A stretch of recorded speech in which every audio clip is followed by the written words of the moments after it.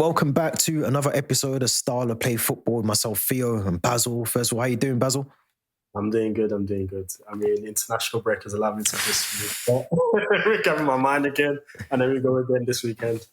Yeah, but you've been busy. We're keeping an eye on your tweets, man. You've been busy, tennis, all of that. You've been busy, man. You've been watching the tennis, F1, all of that. And honestly, it's probably occupied while there hasn't been a Premier League. So, yeah. I'm glad that came during that period. Otherwise, yeah, I saw bits of the final, but it was that one-sided. I started watching it. I'll be honest, it was very one-sided. Very one-sided. But as always, thank you very much. If you're listening to this podcast on the audio version or on YouTube, thank you very much. We appreciate it. If you haven't already, hit the notification bell, subscribe, all of that good stuff. Again, we appreciate anyone that is subscribing to the channel. Some good topics to talk about. We're going to start with, of course, They hate us. We're going to start with Chelsea Football Club. I've got to get it in there. I have to say that. I have to defend my team. But 74 charges. If we're being honest, 74 charges is what Chelsea have been given due to inconsistencies with financial payments to agents and intermediaries as well. All the rest of it. Yeah. In terms of historical, this isn't about recent transfers activity. This is historical for a period of time, which was Roman Abramovich's era under the ownership. It includes players like Samuel Eto'o, potentially Mohamed Salah, Eden Hazard, Willian, Fernando Torres. So we're talking about that era of Chelsea. 74 charges that were highlighted. And I have to say this is the caveat. This was brought to the FA's attention by Clearlake and his associates who were doing their due diligence as part of the takeover. What's your thoughts, Basil? What do you think's happened? What's gone wrong? Is this a common practice for football clubs? It must be a common practice because I'm surprised that the Premier League if this was an issue, they didn't pick up on this. Because when you're going far as back as Eden Hazard and the likes of Fernando Torres, that's over a decade ago. So I don't understand how it's got to over a decade and now this has been brought to light. The issue is what were the Premier League doing during that time, and what were clubs allowed to do and not do during that time? Because from the documentation of when you're signing a player would have had to have been given to the Premier League for their review, and they would have had all this information. So for me, I'm just surprised because obviously there would have to be a breakdown as payments, where the payments go in. Who's involved. So they must have had this information. This couldn't have come by the fact that Clearlake must have given it to them. Because obviously they've done their, like when they bought the club, they've done their due diligence and they've given this to the Premier League. Well, if they could have found this out, the Premier League must have had this information. I find it astonishing that the Premier League have gone this long without having this information readily available to them. So I'm kind of perplexed as to and why it kind of come to light very recently. Obviously, like I said, when the takeover was happening, the information was released to the Premier League. They've done the investigation. But I'm kind of perplexed that they weren't aware of this information prior to this. I think a lot of it comes down to some of the payments. This is as far as I'm aware. So I'm not saying this is the exact thing that's happened, but a lot of the payments were going into offshore accounts. They were sort of being hidden as part of the financial record. So I get why the Premier League or the FA might have missed it, because I suppose if they don't know what they're looking for, then they don't know. That makes sense. But at the same time as well, as part of that take, so it shouldn't take for Clearlake and Blueco to do their own due diligence and investigation to identify these things. For me, someone has caused a lot of negligence in terms of their doing at the FA or the Premier League by not doing this in the first place. They should have found, like you said, I suppose the governance in terms of player sales or player agent fees or whatever it is that they're highlighting as part of the breach of the ruling, it needs to be more robust then, because if you're able to do these things and get away with it for so long, which again, Chelsea have to hold their hands up because they've obviously done wrong, 74 charges, the governance then has to be reviewed because the governance isn't good enough. 100% isn't good enough. And the question is, Theo, how many other clubs are probably doing the same thing? I think all of them. I would assume Chelsea aren't the only clubs who have fallen foul. I just said the difference is this was reported to the Premier League because a takeover was happening. So that tells you that, well, the Premier League went on top of this in the first place. So it lets you show, well, how many clubs have done exactly the same kind of things that Chelsea have been accused of, but the information hasn't come to light because no one's been taken over. Yep. Or like, even if they're being taken over, no one's really and truly, how much due diligence are people going to do if they're just going to do the basic process of buying a club? Yeah. It's a strange one because I think... Yeah, I was going to say, obviously, this was a different situation because of how the club was taken away from Abramovich. Yeah. Where the funds was going to go, and obviously the government were involved in this, which is why this wasn't a straightforward takeover compared to how other clubs were taken over. Which is why I can probably understand why Clear Lake did the level of due diligence that they did because of all the political ties involved with Chelsea Football Club because of Roman. I think that's what concerns me even more though, is that so it goes, I mean, the club was sanctioned in 2022, March. Yeah. They did an owners and directors test. So that's basically to see if there's no criminal ties to any of the new owners. The funding is clean, it's clean money. The third step is the government and the Premier League's approval of the sale. Now, at that point, the Premier League and the FA should have done a historical check on all the financial records, to make sure the books were correct. And they clearly didn't do that. They didn't even look at the historical data. They looked at the now and present. And that's, for me, where the negligence comes in, because you have to, we're talking about £1 billion sale of it wasn't even a sale, it was a forced sale of a club. We're talking about billions of pounds. And as I said, it shouldn't take for Todd Bowley and his mates at the top to find out all this information, hand it to the FA, 2022, and then the FA, 3 years later, come out and say, actually, we're going to charge you 74 charges. So I think, for me, there's a lot of errors on both sides. I think there's errors that obviously from the previous regime at Chelsea and the FA, the Premier League. But one thing I did read is that Blueco or Clear Lake have set aside, I think they retained or they paid 100 million less for the club because they knew this was coming up. And they've retained a pot of money to deal with the situation. So I think your first point is potential settlement fee or fine. I think that will be the route that it will go down. It should be the route. I mean, you're talking about a club that have given them, or owners who have given the Premier League the information. So this isn't like the City case where City have been caught by the Premier League. This is the case where it's like, we've done our due diligence. Here's information. We are freely cooperating with you and handing you information. So I think it won't be anything more than a fine. I'll be very, very surprised if it's anything more than a fine because of the fact that the information was given to the Premier League by the owners of Chelsea Football Club rather than the Premier League digging in and finding this information.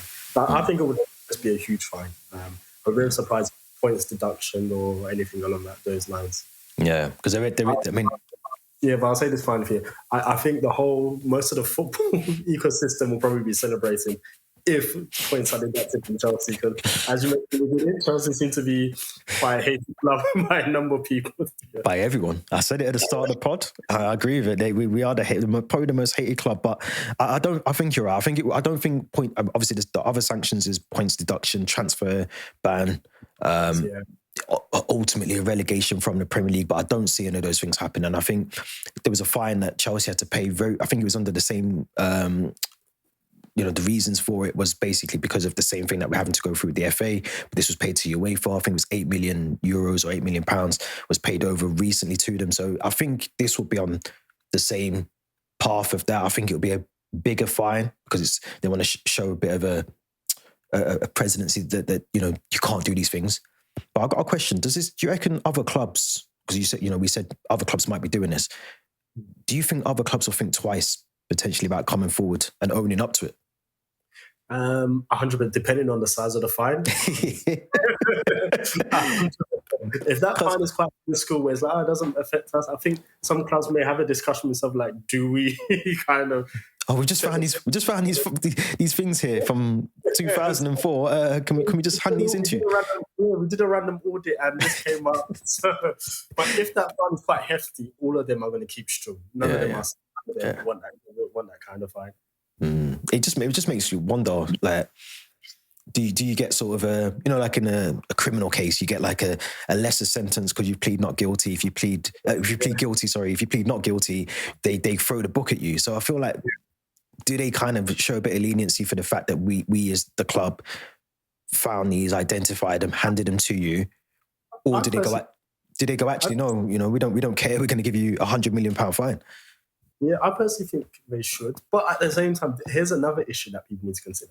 They still have the City case. So what they made was use Chelsea as a way to recoup or save face, just in case the City case doesn't go their way. Because then it's like, well, we've got one of them, at least. I was going to say that as well.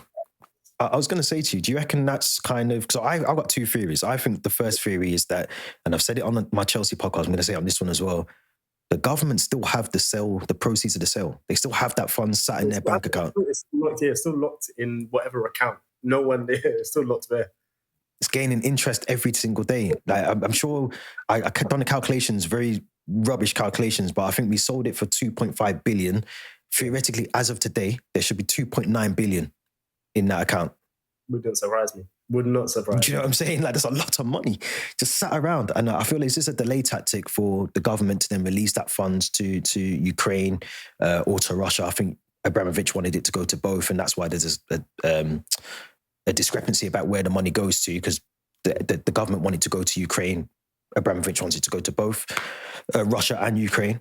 Is this a delay tactic to stop that? Or is it, like you said, you know, is it just, is it something different? I think it's a delay tactic. And generally, like I said, there's the ethics. I don't think it's right that the government should be involved in that kind of deal. Yes, they've sanctioned Russia, but generally, like Abramovich selling that club, I don't think the government should have a say as to, or be forcing people to say where their money should go. If you're going to freeze the assets until you come to a conclusion. But it shouldn't be, hey, we sanctioned you, you're forced to sell this club. The money's going to go here. And obviously, I know Abramovich said he wanted to go to Ukraine, but obviously, you know, sometimes take his word as a pinch of salt. But the thing that they can't be then making decisions as to where that money, because it's really and truly, it's got nothing to do with them. So I think there's ethics around that. But hey, to be honest, legally, I think they obviously, like, they confiscate it. It's no longer his, theoretically. I think that's the way they get around it. Is it ain't your money anymore, mate? You get out of the country and go back to Russia, which is what they've done. You know, they sanctioned him from coming to the club. You know, he wasn't. I think the only time he got to really watch us was, you know, away days if we were out of England and, you know, Champions League final, he was there, but. You know, any Stamford Bridge games, he wasn't even allowed to come and sit in the stand and watch. So I do think there's ulterior motives to it. But at the end of the day, you know, Chelsea are wrong for even acting in that way, in you know, during that period of time. You know, they must have known at some point this was going to come up.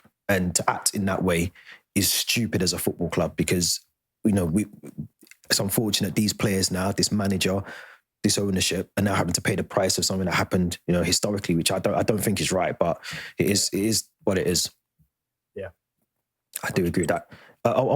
We were talking in the WhatsApp, and I kind of want to bring to the podcast as well, just because I want to hear your thoughts. But we were talking about transfer fees in there. And as you know, I got a bit passionate about the discussion, as I do sometimes in the WhatsApp. What's your thoughts on the level of transfers? We've seen a lot of big money moves made this summer, not just in England, but away from England as well. But do you think transfer fees are very inflated now, and that is impacting, you know, certain, you know, lower level clubs? And as we were talking in the group chat about ticket prices and all the rest of it, do you think it has that knock-on effect with the world of football in England now? It 100% does, but at the same time, greed is at the forefront of it. Because, like I said, if people, funny enough, even if you listen to Talk Sport, whenever people talk about things increasing, such as ticket prices, merchandise, and kits and everything, they always put it down to the fee they have to pay for a player and the wages, which I think is incorrect. And mainly you see Simon Jordan. Usually, and obviously as a former owner, makes sense. But I say no, it's greed. Because they can still make profit without having to charge these inflated prices. Yeah. The reason why they charge inflated prices is because they want more money. And what they do is they use the scapegoat of transfer fees and wages as an excuse to say, we need to increase the prices of these things to make money. No, you don't. No. what you found is an opportunity to increase those prices for more profits because we're having to pay more for things. You don't have to, or a lot of clubs don't have to, because you see in countries like Germany, they don't charge. Everyone's paying higher. They don't charge ridiculous inflated fees. Spain's the same. Spain's the same with some of their ticket prices. But what it is in England, because obviously there's a lot of money here and clubs realize we can make a lot of money, they increase the prices and they use these factors as excuses for them to justify some of the prices. I mean, I went to go see the Arsenal kit. Just a shirt alone was £120. I'm like, this is just ridiculous. I mean, and then if you want the one which is in the replica, the vapor one, like the match day one.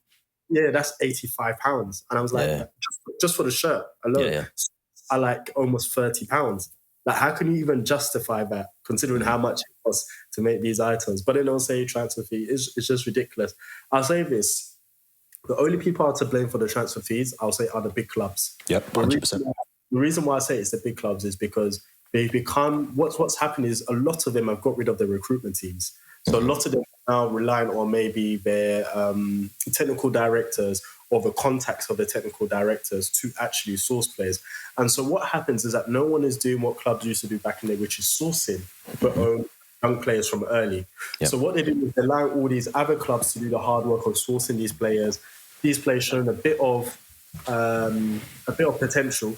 And then they have to pay an inflated fee to bring in these players. When they could have done this, no one wants it. These big clubs don't want to take risks on nurturing players anymore. So because they're having to pay big prices, that has a knock-on effect to everyone else. Because now people are baselining and saying, if I want to sell my player, I'll sell this player for this price. When they want to buy a player, because of the baseline and stuff, what even the average player goes for, they're having to pay the price. So for instance, you look at Wissa going for 55 million, outrageous. Newcastle wanted to spend 60 million on Strand Larson, who's done nothing for the Premier League. It's outrageous. Newcastle having to pay the amount of money that they paid for, I forgot his name, Wolves. Wolves. The tall guy, I know what you're talking about. Let's pronounce his name. For a guy, he didn't even play a full season last season. That's what people need to understand. And they're paying like 80-something million euros for an unproven player. This is the kind of craziness that goes on now, that players who have no reputation, with them nothing in the game, are going for ridiculous amounts of money. And that's because clubs are very lazy. One, in terms of sourcing players, and two, in terms of using the academy. The academy is a big source for bringing through players where you don't need to spend that amount of money.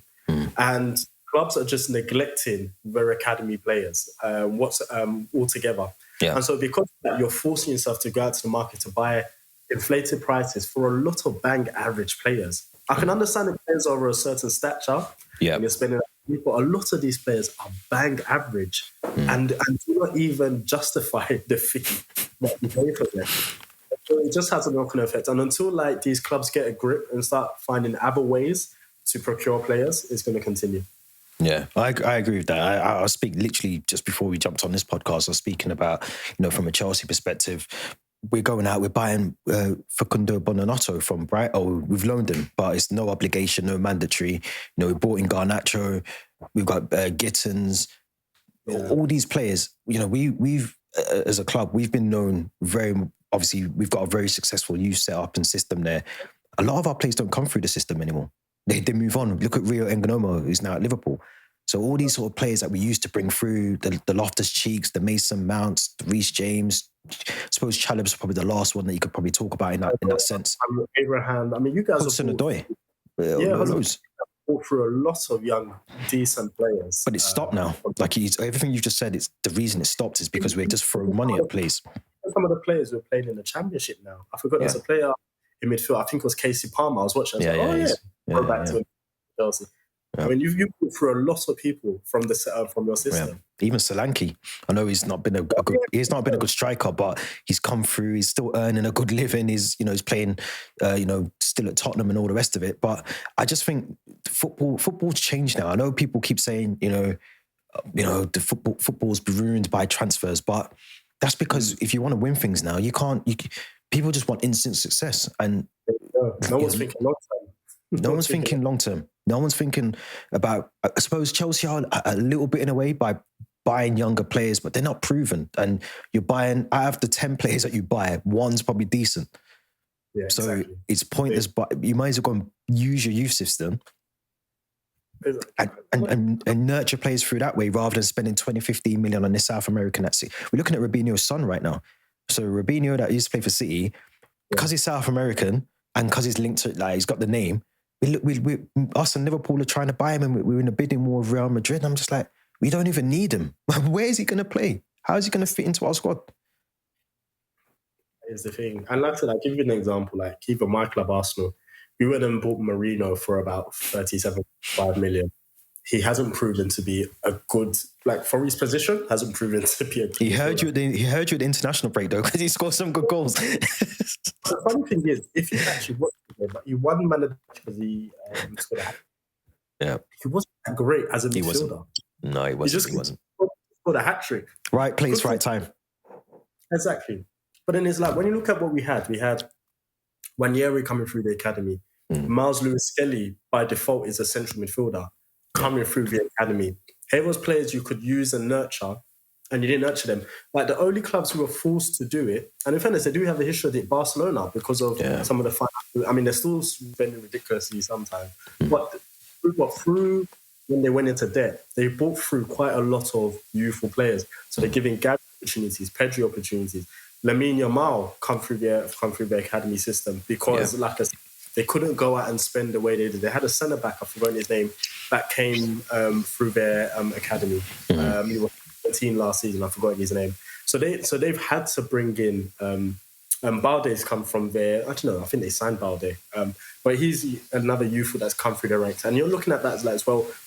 If you operate that way, you don't need to go and spend as much as you do. And what that would happen, that would then bring the market value back down if clubs aren't spending as much as they do. Because when you need to sell players, and clubs are like, oh, we don't really have to play ball because we have other options, people will start to realise and bring down the prices of the players and realise we can't just the value of is double the price of what he's worth or triple what he's worth, and clubs will accept it. Yeah, I think it's a difficult one because, like I said, you want your club to do well. You want to see Champions League, Premier League. So I get it to an extent that, you know, you might need to go out and pay 100 million for a particular player, but that shouldn't be for everyone. Like you said, Newcastle is spending money left, right, centre on players, and you have to question: have they done enough this season to even, you know, give themselves a good chance to get into the top four? I don't think they have, but I get it for some players. I mean, Liverpool just broke the record twice, the transfer record twice in one transfer window. Oh, there you go. So, I mean, I get it. Fans want to see the best players at their club, but I think if you want that, that's fine. But then you can't, like, I don't want to hear talk about, you know, the football's been ruined because, you know, which one do you want? Do you want your football club to be successful and buy the right players for the right price, which is a fair argument? Yeah, and I even touched on that, Ange, because you're talking about everyone likes to have the debate as to who ruined football and everything. Obviously, like, things changed when Roman Abramovich came in, because obviously when you talk about some of the fees, I mean, I know in comparison now, it wasn't really high fees. What it was is that Chelsea bought a lot of players and could pay them higher wages than other clubs. But really and truly, Chelsea didn't really pay didn't really pay crazy fees for players. We weren't. What that they brought a lot of players and could pay higher wages. That's what it was. And what people complain is that, oh, we can't spend the way Chelsea was. But Chelsea didn't really... There's only the odd few players where they spent a lot of money on, which I think like Fernando Torres. Even Eden Hazard, you didn't pay that much for him. I think it was 40 million, if I remember correctly. I think it was less than that. You didn't pay, like, Chelsea just bought a high volume of players, which is where clubs complain. We can't compete with how many players they can buy in a transfer window.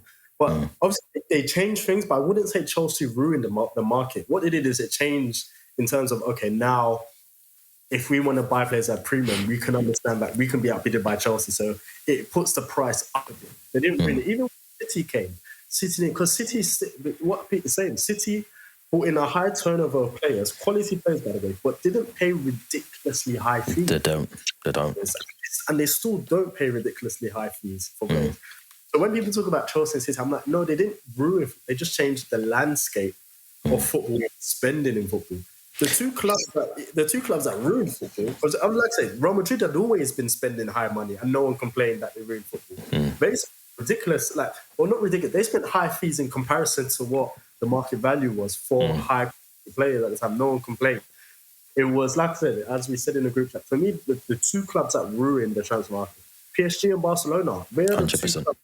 It's happened now. When PSG triggered Neymar's release clause, the ricochet effects of that is what changed. It's not been the same since. Not been the same since. Because obviously when you realise, you can buy a player close to 200 million, and in Barcelona when they bought Dembele for 100 and something million, Griezmann for 100 and something million, that changed everything. Yeah. Coutinho for 130 something million. As soon as you touch the prices for those kind of players, everyone said, hold on, if Coutinho's going for that price, is going for that price, Coutinho, who hasn't been consistent, Dembele, who was still 20 at the time, who hadn't really played that much, only 3 years of football. Just hold on, if you can spend that much, the new baseline for an upcoming potential player, 70 million, 80 million. That's how much. And that changed the landscape of football since then. Yeah, it's not good at all. And I'm just looking at Chelsea now. So Chelsea have only got 4 players. I'm not proud of this either, but before I say this, but we've got 4 players that are over 100 million, and that's Kai Havertz, 100 million euros. Romelu Lukaku was 113 million euros, which again I'm not proud of. Yeah. The two that I think potentially will be given a good run for their money, Enzo Fernandez and Moises Caicedo. Yeah. But I'm not using those 4 players to back up what I'm saying. I'm just saying, I think I agree with you 100%. I think PSG definitely inflated the market. I think Barca did the same. Yeah. But I just think the fee is the fee. I think as football fans, do I really care how much a club's spending? Not really. It's not my money, so I don't necessarily care. Same here. It's for me, it's I never care about the fee as long as it's a good player. So for me, it's if you're going to pay 80 million, if Arsenal are going to pay 80 million on a player, and I'm looking for, that's a good player, no problems. My issue with the fee is that I look at the fee and then I look at the player, the player, and I was like, that doesn't marry up. Then it's a problem. Then that's when I complain, because I'm like, you're overinflating for this average player. What do you think everybody else in the football landscape are going to do? It's if he's going for that price, you definitely want price for that player. Yeah, it's crazy. It is crazy. But I anyone who's listening to the audio version or even on YouTube, just let us know your thoughts in the comments, because I personally think the fee is the fee. We're in the times that we're in. We've got to remember as well, let's not remember Jermaine Pennant was 16. I'm sure you man signed him for $1 million. He was the first most expensive teenager. So, football's just evolved. Alan Shearer, did he not go for 50 million to Newcastle? So, times have changed. We just have to, I said in the group, a jar of coffee is £8. I was shocked. I haven't bought a jar of coffee in how long?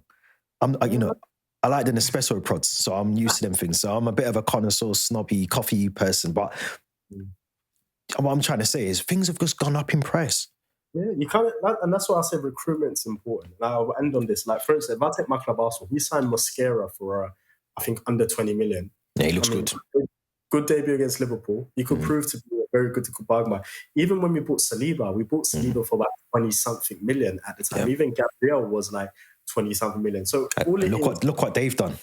Look what they've done. And look at the prices people are paying for defenders and stuff.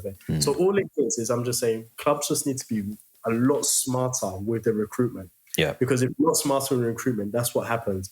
When you start sniffing for certain players, they're just going to inflate the prices. But just be smart as to who you recruit and when you recruit. Yeah. I think you're 100% right.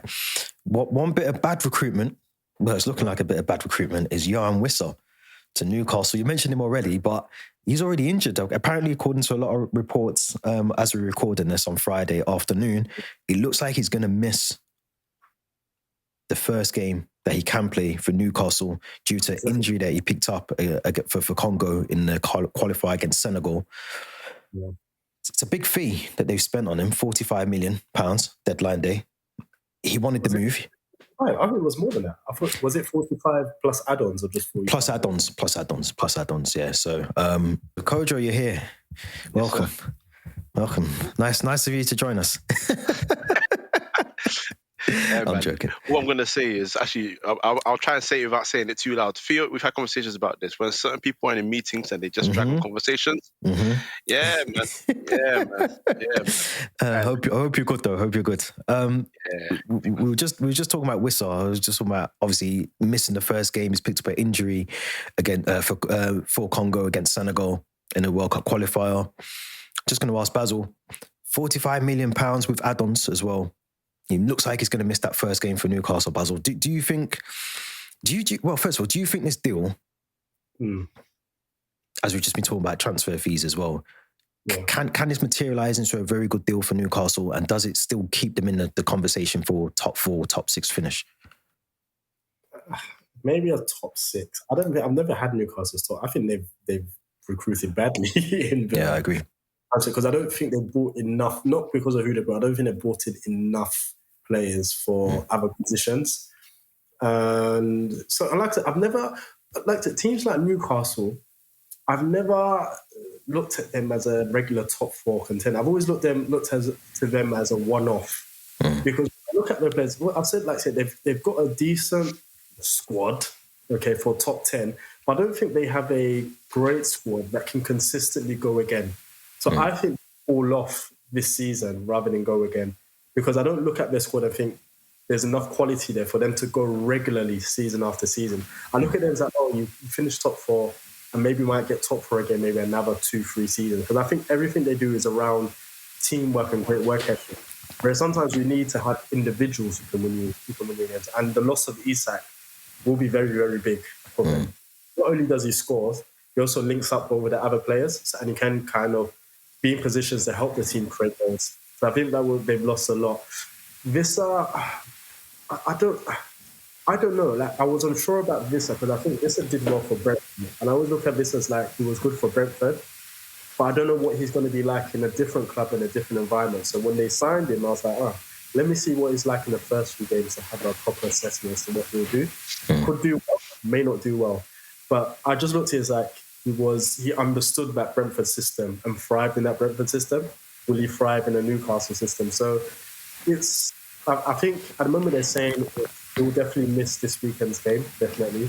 I don't know how long he's going to be out for, whether it's just this weekend or whether it's longer. If it's long term, then they have problems, to be honest. Because then having one striker who's very young and needs to adapt to the Premier League, it's a bit of a high risk. And also, I think he's still banned for another 2 games. And I don't know if Osula is the answer for their striking problems. Yeah, it is. I'm just looking at it here now. It looks like it says he's out indefinitely. It's a major injury that he's picked up. So it don't sound good. It does not sound good at all. It's a massive. Kojo, what do you think? Obviously, Wissa, linked up very heavily with Mbeumo for Brentford, and they had a really good sort of connection on the pitch and were able to score goals for Brentford. But they've got 6 new faces at Newcastle. One of those is Jacob Ramsey as well. Watermaid, is that his name? I think so. Yeah. I think that's his name. He's coming in. We just spoke before you joined about the fee that Newcastle paid for him coming in, and it's a lot. So do you feel like Newcastle? I feel like they've downgraded the squad as opposed to upgraded the squad. I think it's a throw of the dice because I think they always knew that Isak was going to go anyway, and this whole longing out of it just made things worse for them. And then obviously the lack of planning properly for a plan B and a plan C when your plan A didn't work out, because they lost a lot of plan A's. So the players that would have ideally improved them have now gone elsewhere, and the players that they want to improve them is going to be a lot of work in progress unless they somehow all hit the ground running. So I'm not particularly impressed with how they conducted themselves in the window, nor am I impressed with their signings. Bayern's, I don't know if it's president or whatever, said that, they were never going to pay any more than a certain fee. And people were like, well, you've got to get your money up. So it's not about much getting your money up. They're not going to be paying for months. We literally start falling for strikers that have one great year and get it off. And Wissa was there because Wissa, I think, lost it. But if he's out long term, you're asking a lot from a guy who's had one great year in Germany coming out to what he did. So I don't expect him to be possible, and it wouldn't surprise me either if they're not keeping that game this year. It could be possible next year. It could be out of Europe completely. We'll have to see, but I'm not thoroughly impressed by their deals. I'm not either, to be fair. No, they got Wolverhampton tomorrow. They then follow it with Bournemouth. Then they got Arsenal at the end of September. So if he's out for a long period of time, it's some crucial games he'll be missing. Wissa, but hopefully he's back. And I want to see what he can do. I mean, obviously they asked Eddie Howe why they spent so much on Wissa, and he said he's a proven goal scorer in the Premier League. So I kind of get it from that extent. But at the same time as well, as I've mentioned, he's playing with Mbumo. He understood, like you said, Basil, he understood how Brentford wanted to play and how Thomas Frank wanted him to play. Coming into a different team, how they set up the team and all the rest of it, it's going to take some time to adjust. So I don't know. Can I just say this proven goal scorer thing? Yeah, I'm gonna pick it back up you after. He's got 45 goals and he's been here for about 4 or 5 years now. That doesn't sound proven to me. I think we need to calm down a little bit. I think what he needs to say is he had a great year last year. The year previously was decent. So we're going to hope that he can add the goals to it. Proven goal scorer, he is not. I'm sorry, he's just not. He's not even. I don't think he's even 1 in 3, or he's just about trying to get to 1 in 3, which is not bad, but it's not gunman.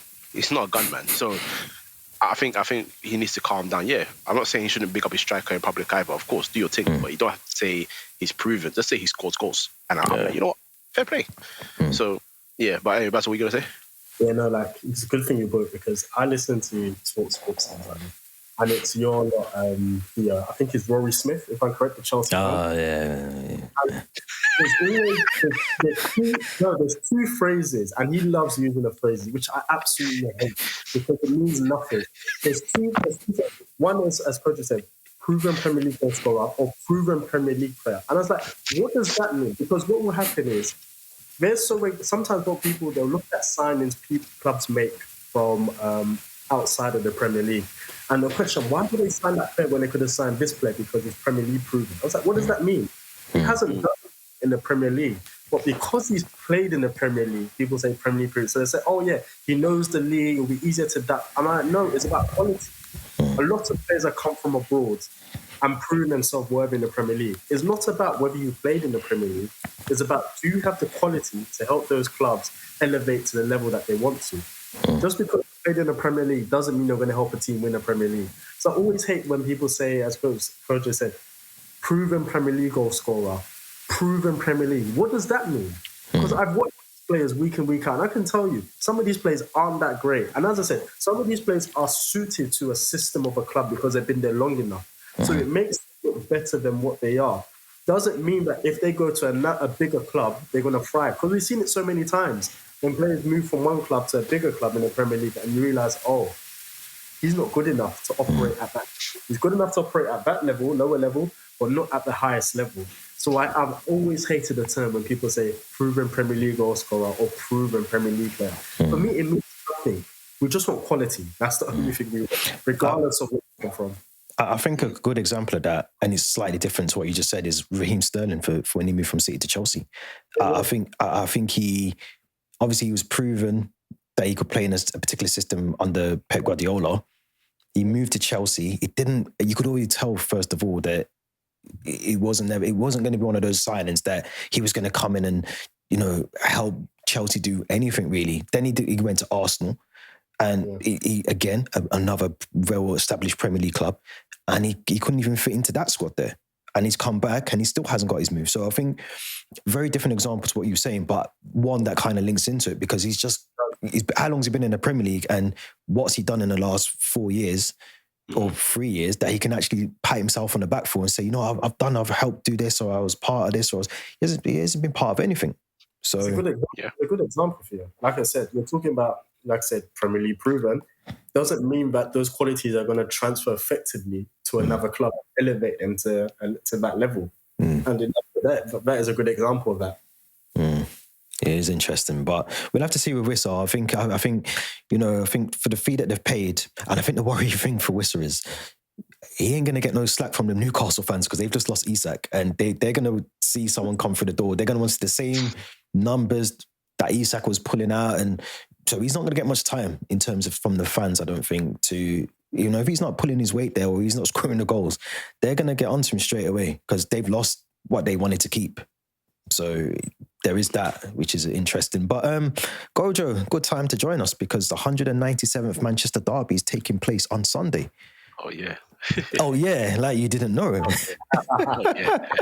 It's a game that I think will definitely leave one set of fans. And I'm not going to pick which set of fans yet, but one set of fans are not going to be happy because I can't see this game being a draw. What's your thoughts going into this game? There's a lot of injuries for City. I think Marmoush, John Stones, Rico Lewis are out. I think Savinho as well. Cousinov is also out. I think Martinez and Maguire from Manchester United, I think. Potentially the only two injuries, I think. No, Cunha's out for sure. Cunha, okay. Mount is out, which no more service presumed again. And who's out? Sorry.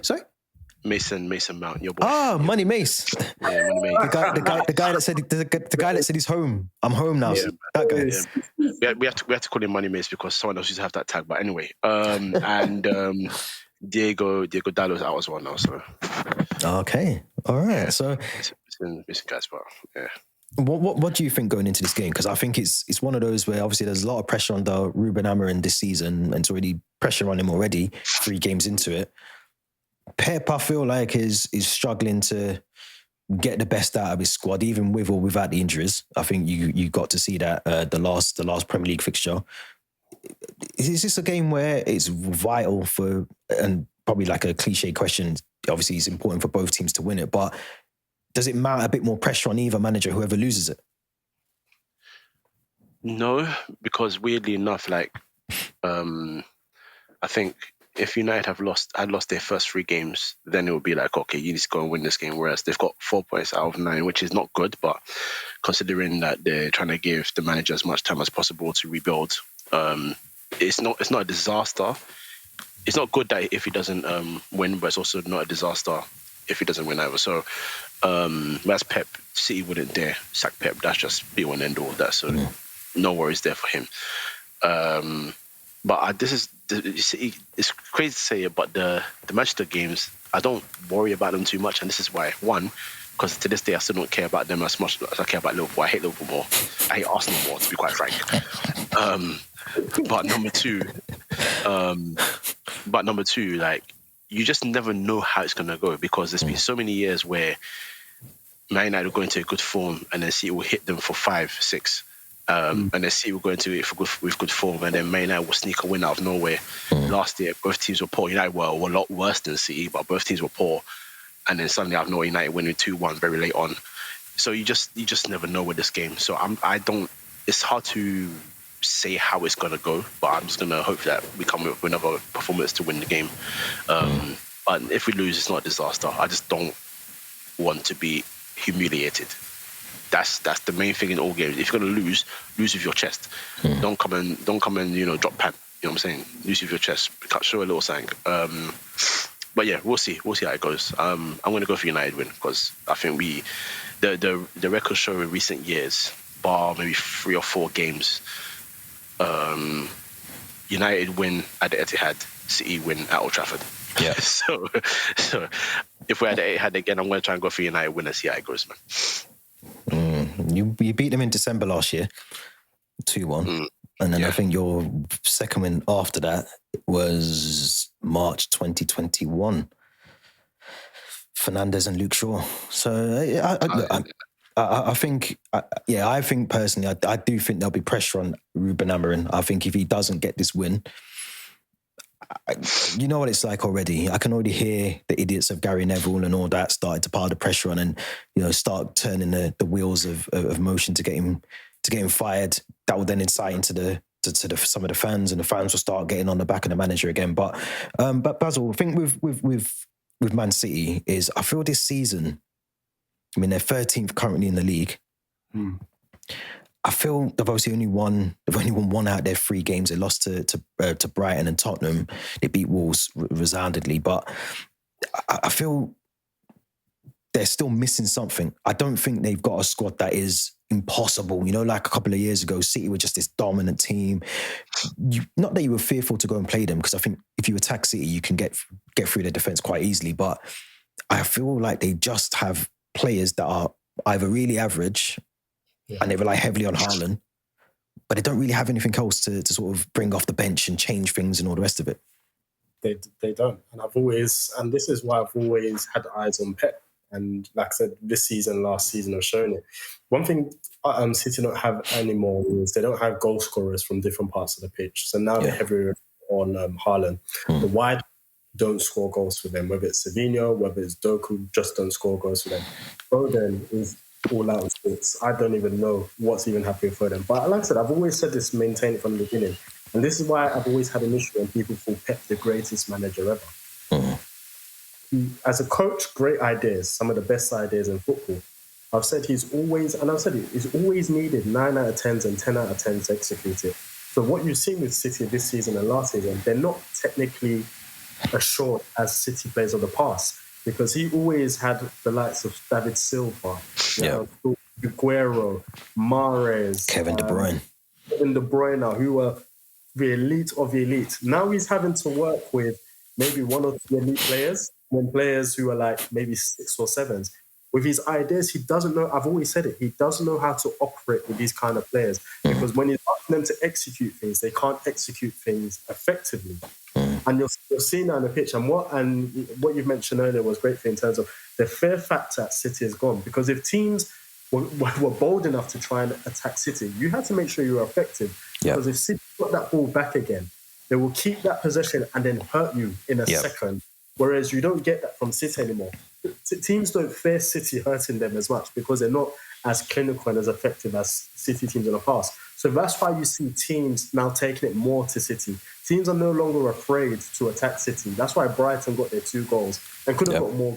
That's why Wolves, before they conceded against City, could have got 2 or 3 goals before City scored their first goal and went on to win that match. That's the reason why Tottenham keep beating City, because they don't fear City anymore. We've always known City have never been the strongest defensively, but now offensively, they're not as frightening as they used to be. And they don't keep as well as they used to. So now teams are no longer afraid to just sit back and try and hope for a draw, hope for a result. They're now more willing.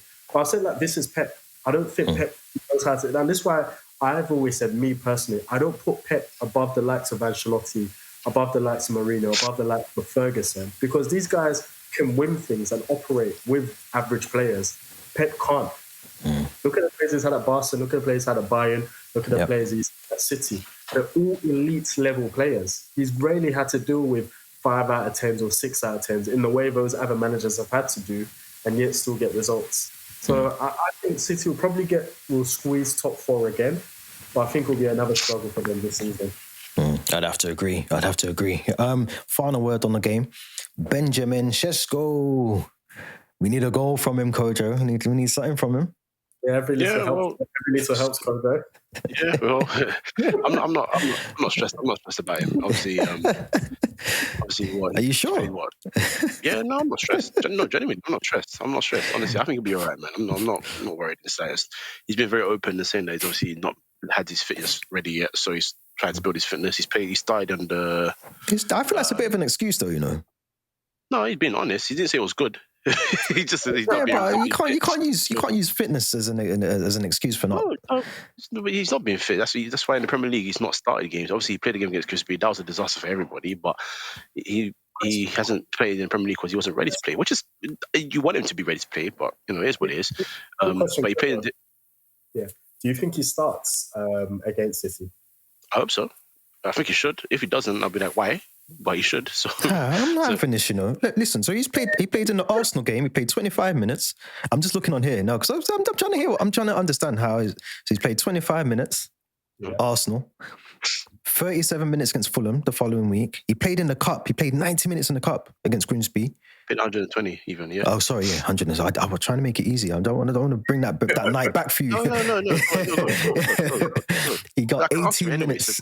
He got 18 minutes against Burnley.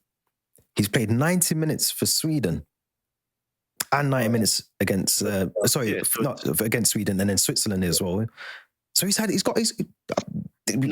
can't run this match fitness stuff. He's got minutes. So what he said was before the international break. If you had, actually listened to that part, you would have said it. He came off the bench against Arsenal. Sure, you're not stressed though. Stressed over Sesko. What's going on? No, he came off the bench against Arsenal, and then he played off the bench against Fulham, and then it was in the cup game, played 120 minutes, and he was reopened. Even we were all open that he got cramp or whatever, done his leg or whatever, and then he went to play the couple of minutes in the game against Burnley. I'm not stressed. He will start games. I'm hoping he starts this weekend. If he doesn't, I'll ask Amarim why he didn't start. It's that simple for me, bro. He's got his 90 minutes now. That's what I said. So now he has to play. No. He's got 3 90 minutes. He's got them now. We can't have this fitness. Good one. He got 120 against Grimsby. Oh, 120, yeah. All right, yeah. Well, then I'm hoping he starts, bro. Like, we're on the same wavelength here. I don't know what you're trying to do. I'm just. I have a question. Who's your other striker? Because I realised Cunha is injured. Where's Xerxes? Who's your other striker? It's Xerxes. Oh, do you know? I completely forgot it was there. Yeah, he's there. But look, I mean, I think obviously I'm joking. I think obviously he's got to come. He's got to adapt and all the rest of it to the league. But I think that I think he can only use that. I'm adjusting to the league and all this and that because like we were talking about before. The fee is the fee. Yeah, no, I'm sure he'll be fine, man. I'm not worried in the slightest, man. Just give him the minutes. I want him to start. We all want to stay away from the fear. If he doesn't start, we start asking the manager why he's not starting. What's your prediction for the game score-wise? 2-1 United. Ooh, okay. Donnarumma's in goal? Did you see the guy on the weekend, please? No, that's what I'm saying. I want more. I don't want 2 goals. This should be like 4-1.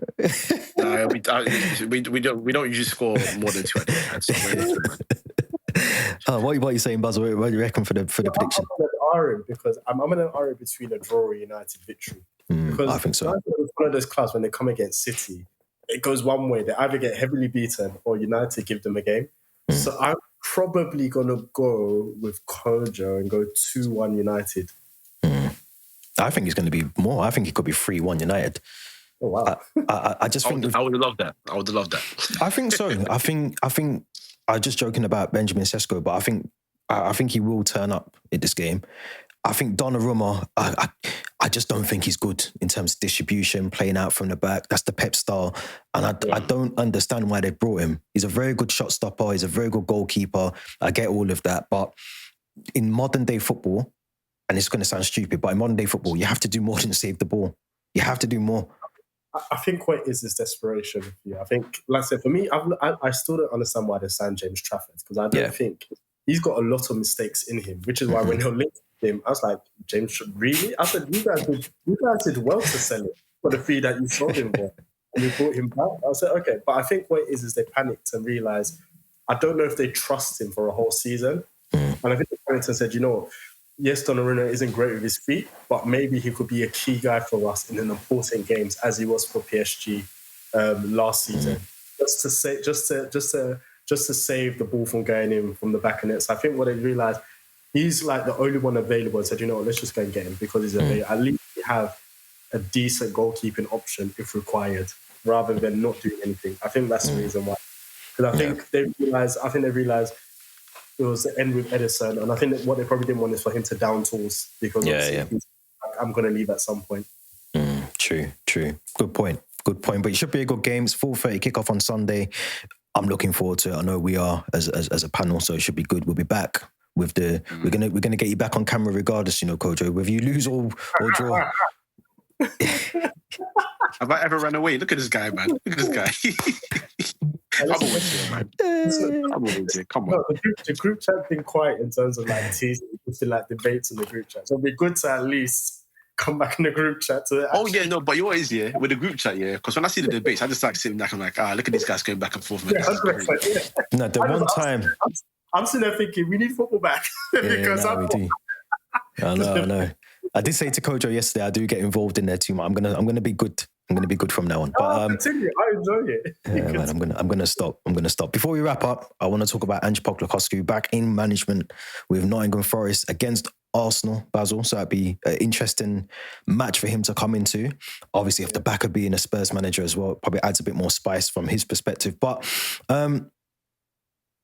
I can't say I'm shocked with the Nuno sacking. I can't say I'm shocked just because of how things led up from the back of last season, the start of this season, the comments being made in public between both, owner and manager. Basil, are you shocked by the sacking? Do you think Ange will work? Is it a recipe for disaster? I mean, I'm not shocked by either one of it. I knew at some point the sacking was going to come.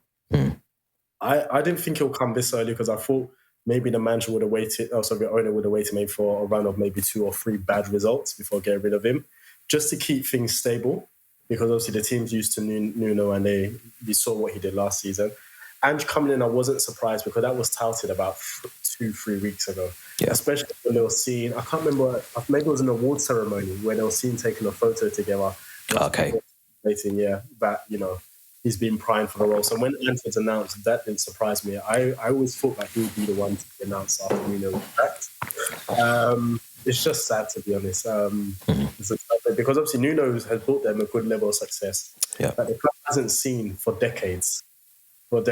And I felt they should have at least tried to work things out. Just because, like I said, I think when I look at Nottingham Forest, I see a Nuno style of play.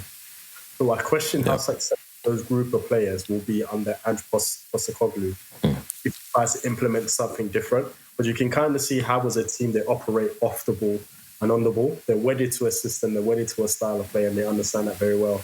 It'll be interesting to see if he tries to bring those same ideals he had at Spurs to Nottingham Forest, because one thing Nottingham Forest were last season, they were hard to beat. Defensively, they were quite solid throughout the season. So if Postecoglou tries to open them up, I do fear a bit for Nottingham Forest, but I don't think individually they're great to deal with attacking players individually. It was always how they operated and set up as a team that made them hard to beat. So we'll see. I don't think they'll do well under Postecoglou because of how he wants to play football and his stubbornness and his lack of adaptability, but we'll see. I think it's a complete opposite of Nuno. And I think that, for me, just you're already on the back foot when you're bringing in a manager that is completely, in my opinion, completely different to Nuno. Yeah. I just don't think it's going to work. And Ange is quite vocal as well in press conferences. He can lose his cool a little bit. If things don't go well, he doesn't start having the relationship that obviously Nuno didn't have with Edu as well. Is it Edu that's there now, I think? So if they don't have that relationship, I can see the same thing happening, repeating, same thing all over again. But Kojo, what do you think for Ange in his first game, first of all, as Forest manager? Can he get a result against Arsenal? How does that work? You're looking for that new manager bounce, yeah? I don't forget, Kojo, they're way at home at the Emirates too. So. Yeah. It is. These days, location doesn't really bother me. It's more to do with the fact that, at least at Spurs, when fit anyway, when he had Romero and Van de Ven doing the high line, it made sense because they can do it. Nikola Milenkovic is about to suffer so much. This is going to be horrendous, man. Oh, this is going to be horrendous. I feel so sorry for him. If he somehow gets away with it, even just conceding just one goal, I will applaud him. He'll be my player of the week. Genuinely, he is going to suffer. That man is relentless with highline. The day I realised he's a madman is when Van de Ven got injured and he put Ben Davies in the back and still told Ben Davies to do highline. That's when I realised you just don't care, do you? You don't care who it is. As long as it is. The Chelsea game was the one. The 9 men of Spurs were still playing the high line. Still doing the high. He doesn't care, bro. He doesn't care. He's a madman. He's an absolute madman. So I think they're gonna suffer at the Emirates. But look, the day that they signed Amari Hutchinson and then he didn't put him in the Champions League squad, that's when I was like, yeah, he's gone. Or the European League squad, sorry. That's why I was like, yeah, he's gone, because that's that. You signed him. He's your club's record signing for a huge fee of, was it £40 million or so? Yeah. And he's not in your European squad. Yeah, that was not your signing. That was a statement. Yeah. And then he lost his last league game, so that was like the perfect excuse, any excuse to sack him. But I will say this: Marinakis, who is not, allegedly very clean, and Edu. Do you want to clean it up by saying, you mean financially clean, or you mean just in terms of his general hygiene? Or both. Whichever angle you want to go for. and then Edu, who, by the way, I found this out last week. Buzzy, you probably know this, but I only found this out last week. Just to tell you how Edu operates. I think he likes doing friend deals because this Botafogo goalkeeper that they've gone to sign as well, not really necessary. After Matt Sells had a great year, but on top of that, when Arsenal bought Marquinhos, he was supposed to go on a free transfer, but he paid $2 million to the club anyway because he used to have a real relationship with the club. Guy's a weirdo, man. And now he wants so-called attractive football over a manager that's actually got players working and getting numbers. You got Chris Wood banging goals last season. I was in group chat saying Chris Wood is bringing real number 9s back. The guy worked miracles, man. Stop the cap. So genuinely, I don't have an issue with Ange Postecoglou per se, but just for this one, I can't lie, I need this to fail. I need him to suffer. I need him to suffer bad, man. Just so Forest fans can have a right and be like, look at what we had and look at what you've given us. Because Edu seems like all he did was just learn from flipping what was that guy that you guys at Arsenal, Ivan, who's big with a G in the boardroom? Yeah, man. Spider-Man meme, just pointing at each other, same people. So, yeah. Honestly, joke team, man. Honestly, I hope this goes, man. Genuinely. Sorry, Ange. I think he's a nice guy. I'm not sorry. I'm not sorry at all. I'm not sorry at all. I think he's one of the most stubborn managers the Premier League has probably stubborn. Ever very graced. Stubborn. And very stubborn. Arrogant too in this press conference. Oh yeah, you said that you always win in your second season. I won my first season as well, mate. Yeah. I won the double with Celtic. Yeah, so did Brendan Rodgers. So did Neil Lennon. Yeah, so let's raise the bar a little bit. Come on, we can raise the bar a little bit. Come on, man. But no, I think it'd be a struggle on obviously Eze will potentially be in the starting lineup for Arsenal. Lineup, to be honest. I mean, look, I think. Obviously, Noni Madueke has been playing on the left as well. So how does that work? No, I don't know. Is Saka's still injured?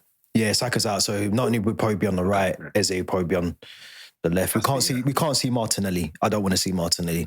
We've seen. I want to see Martinelli. To be honest, I mean, he still did play with that performance against Liverpool. I mean, it's been bad. That Liverpool performance still is fair, and I think even Eze coming on with that cameo. I think that's. Because Eze, as little as he played in that game, he impacted far more effective than Martinelli was for the last how many games. So I think Martinelli still needs faith. Yeah. Before we wrap up, score prediction, Basil? I'm going to go 2-0 Arsenal. That's generous. I wasn't actually going to go for this score. If Nuno was there, I probably would have been. If Nuno was still there when I saw this fixture, I probably would have gone for a draw. But the fact that one, we're at home, so there's going to be impetus for us to play football, and it's Ange coming in. I'm like, this is. I can see us winning the game. I was more fearful under Nuno because of how they play and how they set up. Yeah. But under Ange and the timing of Ange coming in, I think Arsenal win. So I'm going to go. Yeah, I'm going to be generous and go 2-0. That is very generous. But Kojo, what do you reckon? Do you reckon it could be more or less draw?